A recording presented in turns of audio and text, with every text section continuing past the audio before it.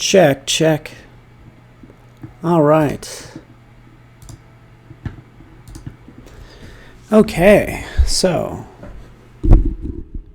sorry, audio might be a little hot. Sorry about that. But welcome. Good to have you here. Should be able to hear me just fine. Let me know how the audio is. Would be totally curious.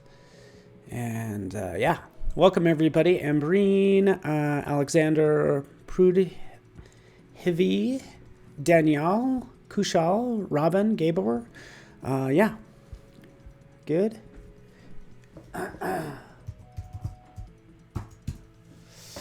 Fantastic. Okay, so let's get this party started. I'm going to kind of tackle, and again, let me know how the audio is. Just curious because it was off for a second. But I'm ready to rock. Okay, so let's kind of do some logo design if we can. That would be great. And fantastic. Thank you so much for sharing more. Feel free to hit share, everyone. I would really appreciate it. And let's dive into this. So Creative Camp is what I'm working on. We can see sort of like just some ideas that I've been working on, but it's all about logo design today, sort of real world logo design and creation. Oh, fantastic, Sans. Sans says audio is okay. So Creative Camp, that's just what I'm going to come up with, but it could just as easily be a logo for Edwin. So usually what people do is when they start creating a logo, they'll maybe start with their name or something like that, which is totally works. Awesome, Anel. Thank you so much for that as well. So people will typically do this, kind of start with their name and then kind of go in and then play with the letters. Edwin, is that okay? EM, right? So this might be Edwin's logo. My first thought here, and again, it doesn't have to be the initials, but an E and the M are very similar. So is this an E? Is it something like this? This is Edwin's quick and dirty logo, right? Boom. Making an E and an M, right? Again, this is typically what people will do. I'll probably sort of like skew that. Maybe it looks like a cube. Again, just kind of tossing out ideas. But when it comes to logo design, we want this to be memorable. Is that cool? There we go. Edwin's logo. E and M works for me, right? Fantastic. That's a quick and dirty one, by the way. So thank you, Edwin. Hopefully it was okay that I actually use your name, but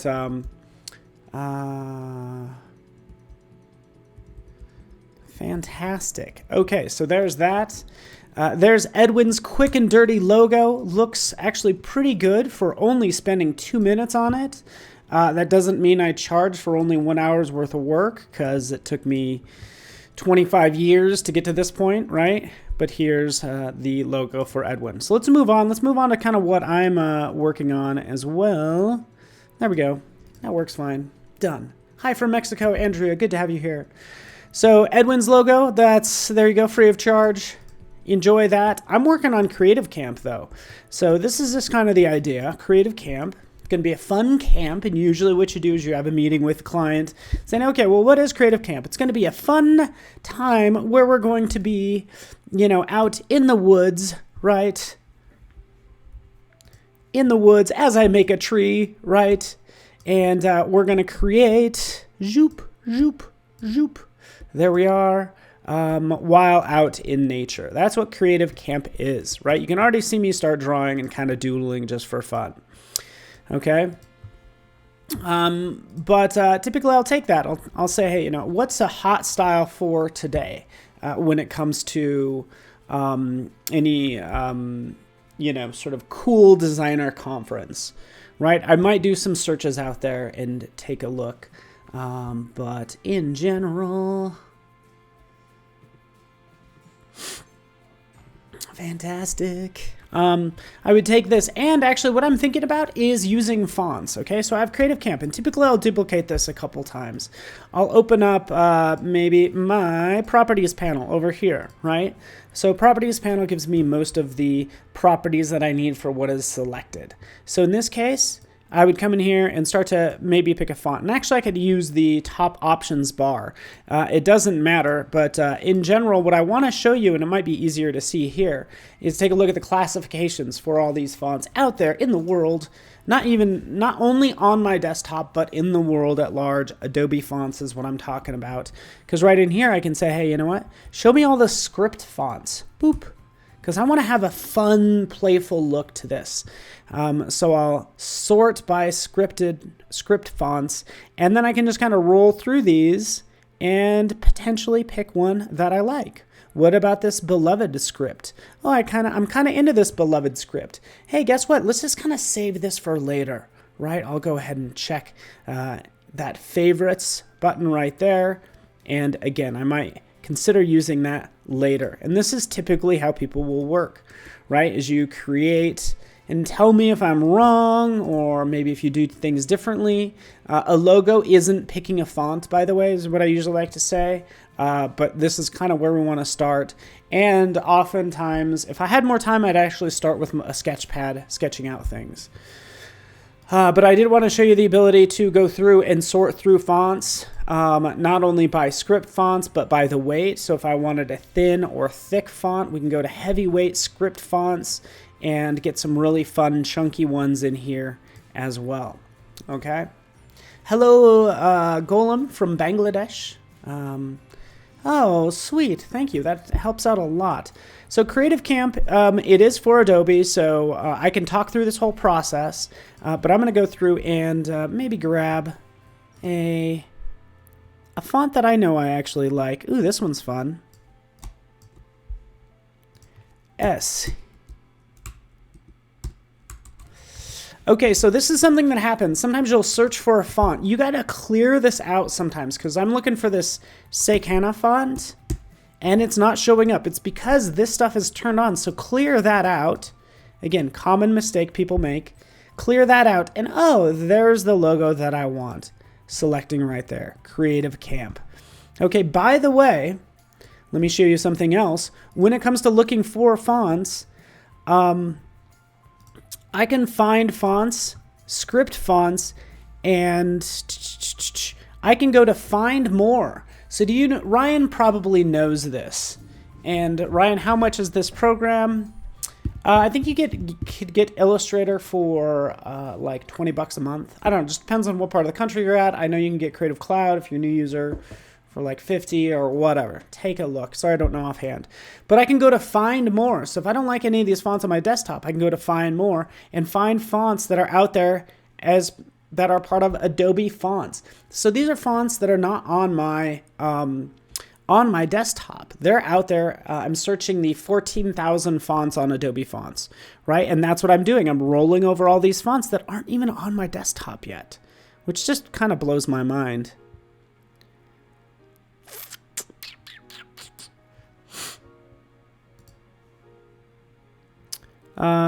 So that's essentially what's happening. I'm actually not even seeing too many. Maybe we'll just say, for instance, that I like this Quimby font right over here. Zoop, sync it.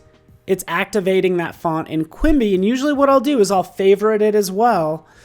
But Quimby is being synced to my desktop. Then I'll typically go in here and I'll clear this out, and I'll go to my favorites right in here, and we'll see Quimby show up. And look at how many favorites I have. Actually, let's turn this on. Quite a few favorites. Quimby will show up, sure enough, in this list. We could see it right there. Done and done.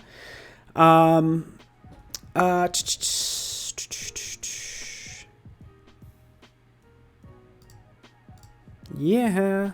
So, actually what I want to go with is ASAE, SEA. The hardest part about these fonts is remembering the name. But basically I found this font. It's called Sakana Clean.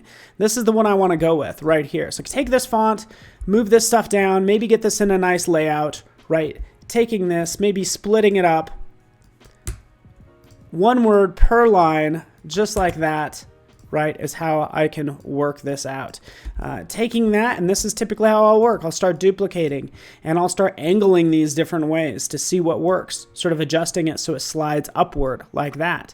Okay, what if I want to, potentially give it a stroke and a fill. So I can work on that as well. Okay, so let me just kind of flip this.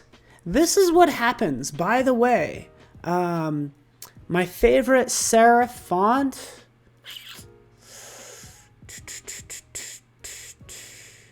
I don't know if I have a favorite serif font. That's a good question. I guess I don't have an answer for you right now. My favorite script font, since we're working on it, is actually Lust Script Pro. But again, the current one I'm using is Sakana Clean.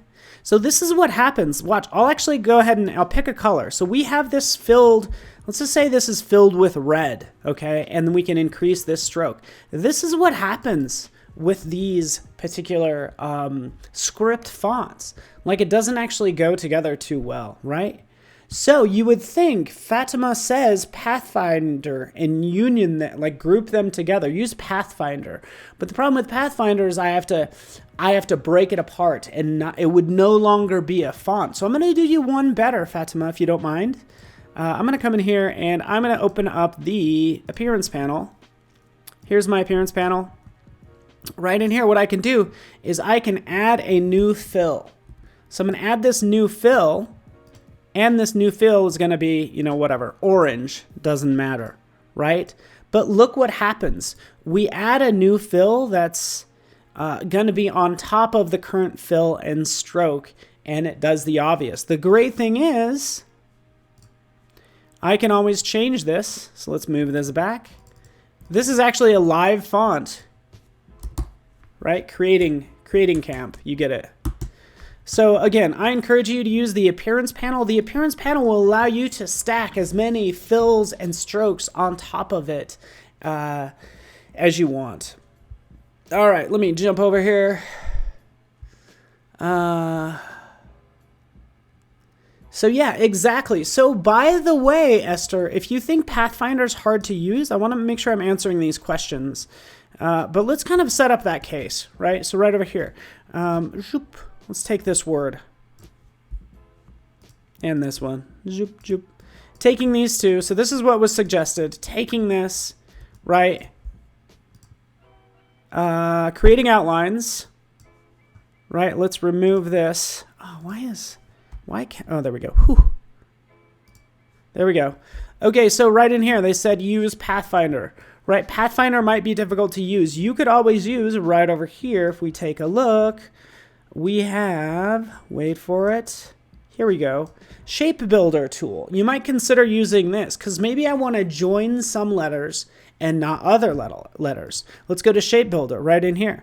Now I can take this and actually let's select everything. Shape Builder.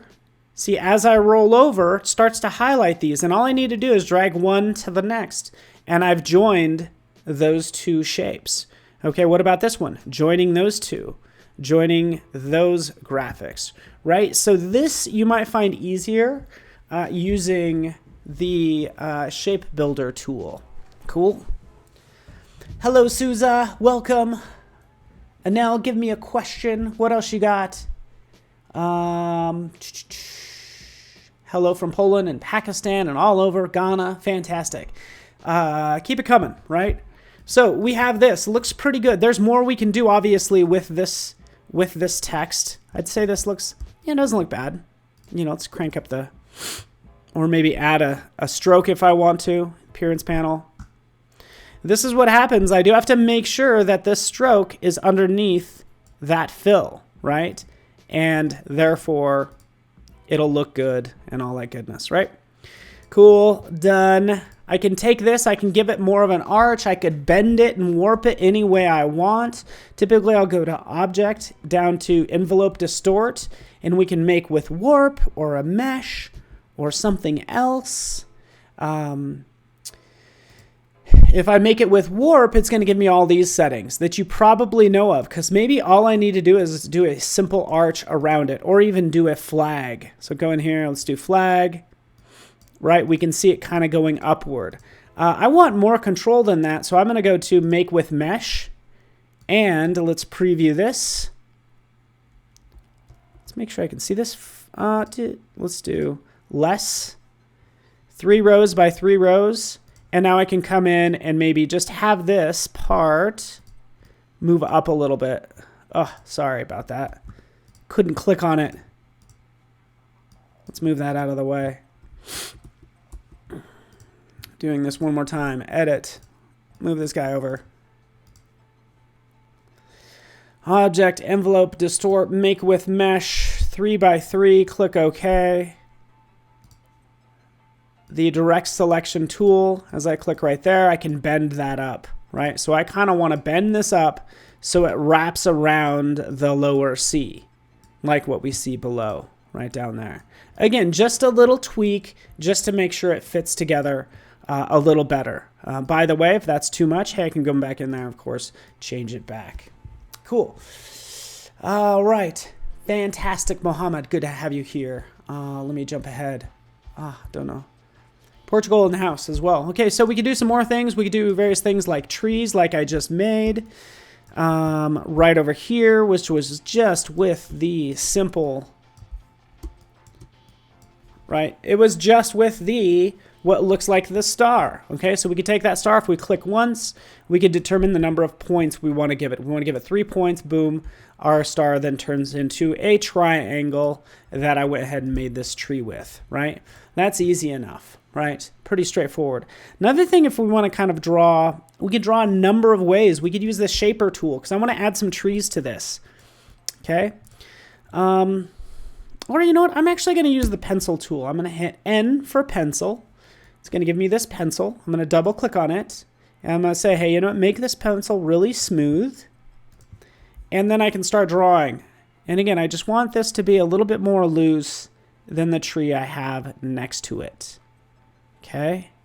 Just really loose. It's almost too loose because look at how horribly I'm drawing. Okay? Bring that back down there. Of course, I did not have it set to a color. But this is what we get. We get something like this, right? Much more organic, but it actually gives me less points since I was using the smooth option, taking the fidelity clear down to smooth. All right, Milford, Connecticut in the house. Saju, fantastic. Everybody's here. I appreciate it. Somebody wants to know about, a light to dark red gradient. Ooh, I love it. Again, great ideas, right? Totally would want to do that. And you can do that. I don't really, again, it's going to be, let's do this right here. I'm being asked questions, and I'm sorry I missed this one earlier. Taking these two, like I mentioned, let's add a new fill. The fill's going to be red. Add a new stroke. Stroke's going to be black. We're going to make sure the fill's on top of it. And for this fill, since it was mentioned, adding a gradient. Right? There's your gradient right there. Right? A subtle gradient that maybe goes from upper left to lower right. And we could change that because you said light red to dark red. There's my red. Let's get in here. Let's add a dark red. Wait for it. Wait for it.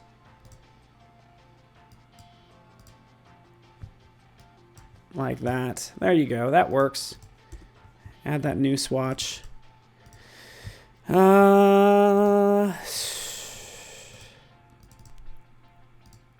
Wait for it. New swatch. There we go. I added that in there now as well. So I just kind of want to add it to the second one. There it is. Right. You get the idea. All right. Fantastic. There we go. There we go. Done and done. Let's go ahead and have some more fun with this. Right, I was working on these trees. We'd see that this kind of got a little extreme. I can start to remove some of these points, right, and some of these options right in here. But typically it's going to be taking this and wait for it. I want to get this done so fast. Let's group this together. these two. And typically what I'll do is I'll start to separate things out on their own layers. So I'm going to take those two, drop them on this layer, right? And underneath that layer is going to be this text or this image right here. So now with that locked, I can come in here and start duplicating this and doing some fun things. There we go. Boom, boom, boom. We're making trees. We're making a camp, right? What if we want a sunburst? You ready for this? This will be fun. You ready for this, Umair? Let's kind of scoot this back together. Zoop. This is another thing I would do. I'm trying to hurry as fast as I can. Let's duplicate all of these. Let's make them all white. And now we have these sort of negative space trees, right? To kind of help it all blend together a little better, kind of like that. Let's add a sunburst behind it as well. And by the way, Anel, thank you so much, looking fresh. I typically wouldn't even add color at this point, by the way. I was only doing that to answer questions. I would actually scale it back a little bit. I would just do black and white and go from there, okay, just to be honest with you. So you can add as many strokes as you want, by the way, under the type using the appearance panel. That's how I would do it. Just use the appearance panel. We could add some textures inside of the text using clipping mask. Those are Anwar. That's a great suggestion. I also encourage people to use the... Let's try to do this. To not be afraid of potentially using... Let's just take one word. Using all the textures and everything that you have that can be even filled. So check this out. If I wanted to give this a dot, like a dot pattern, I can add a new fill, okay? And for this new fill, let's put some dots in it, right? So this could be my pattern if I want to, kind of like that. And I can always adjust this. This is kind of large, but you can see what's happening here as I change this. This is a fill on top of a fill. Right? We want to give it stripes. You get the idea. Super easy to use. I think it's actually easier than using clipping mask, but it just depends on the situation. But that alone, again, looks pretty cool. Let's go back to this one. We're still working on it. Select this freaking thing. There, take that.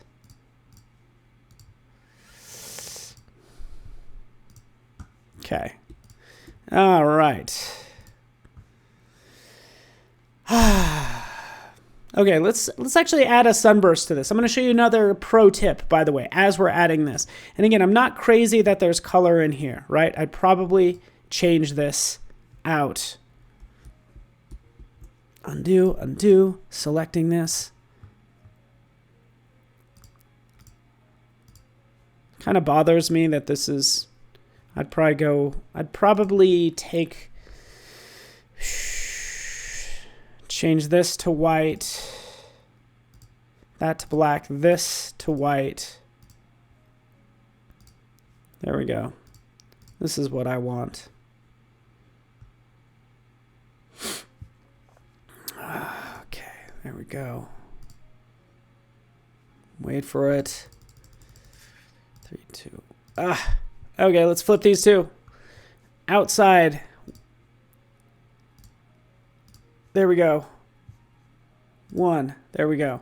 Okay, so I've just given this a white stroke. This is probably what I want to do typically because I want to keep this logo just black and white, okay, for now. Okay, so that works.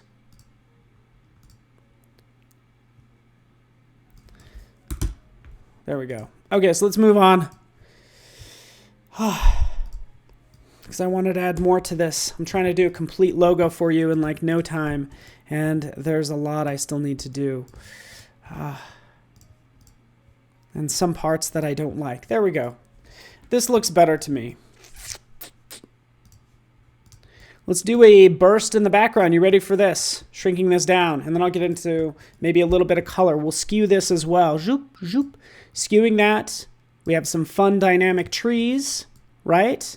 Kind of like that. Let's add a maybe a burst as well. Give me a second. I'm going to do that. There we go. Let's add a burst in the background. I'm going to add a circle. You ready for this? We're going to make this circle. We're going to give it a black stroke, and I'm going to show you this really fast. I want to do a cool like sunburst. So check this out. We're going to go, this is pro, we're heading into like pro tips right now. Thank you. Thank you. Anwar knows what's up. Top fan. And this is the only type of course I do. So I'm going to give this we'll just keep this as a dashed line, but I want this to be a burst. So you ready for this, Tor? I'm going to go ahead and click and make this, the weight of this larger and larger. And what I get in this case is I get this like burst look. Okay. I want to add more or less of these. Make 20. Oop, not 209. Let's try 20. Let's go up to 50. Right. Making those thicker and thicker. Let's go down to 10. Let's give us a nice burst. We can space out the gaps as well. Right, like that. So we can make as many or as few of these as I want, literally just using this dashed line with the weight cranked all the way up. Okay, so hopefully that works for you. It is getting somewhere. I don't know where. But I'm wrapping up here. Thank you so much for joining me. I'll kind of show you the final logos, by the way, as I move this into place. Right. You can see what we're doing. Here we go. Here's kind of more along the lines of the final that I've ended up with, just so you know. How do you get the text to go upward? You'd use the skew tool, if that's what you're talking about, because it is going at a slant. So I rotated it and used the shear tool. Yeah, and this is a more organic burst that I have. You could see the trees right in here for this final version. Yeah, it's all made pretty much the same way. We have a nice burst right there that can go over later. I worked a lot more on the type, kind of integrating this together. It still kind of has some issues because look at these little bumps. We got to get rid of those little bumps, right? But this is what I would typically like present. In fact, let's take it a step back. You ready for this? Look at this. Look at all these different versions that I ended up with for this project. Again, this is all about creating logos, determining what's going to work for your client. Do they want to kind of focus on the organic look, or do they want it more business-like, right? In this case, this is a little too business-like, but look what I did here. Check this out. As I scroll this over, this is actually the word camp. So C-A-M-P. You put it all together, and it makes mountains. And I thought that was pretty clever, okay? But it's not a business. It's supposed to be a fun time in the mountains, which is why we have these, right? And then right over here, as we get into, you know, sort of more of a professional look approaching this outdoor sort of scenario. So, yeah. Please expand if I didn't answer your question, Tor. And yeah, so kind of going here. Here's another one. You get the idea. There's one with an eagle, right? Cool. You can watch these anytime, by the way. This was just a crash course in creating a logo for currently for Creative Camp is what I'm working on, and all the different versions from playful to more serious. And it's up to you what you would present to the client. Right? I actually kind of presented all of these to the client, and we got it narrowed down to this one because it matches the branding for like creative jams, etc. Steve, the eagle makes it looks like Creative Camps goes to war.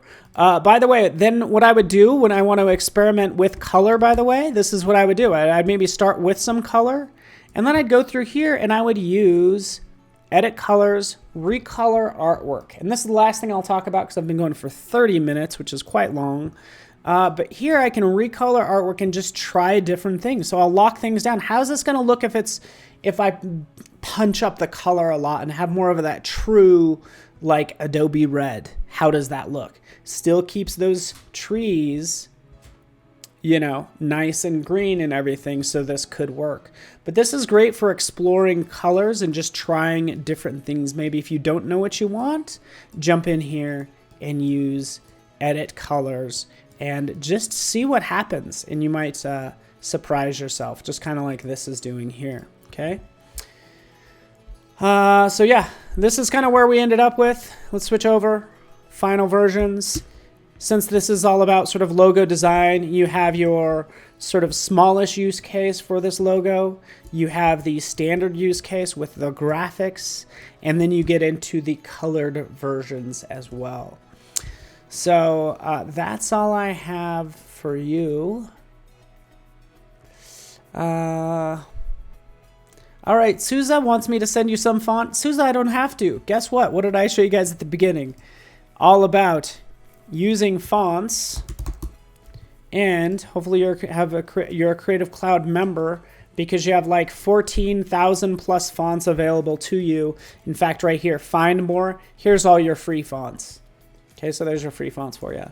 Let me know. Feel free to follow me on Instagram and social media and everywhere, and would be fantastic. Just also, if you're curious, I'm going to be doing some neon type work as well later today, just so you know, creating stuff like this. So tune in and just follow me on the social medias is where you'll find out where that's done.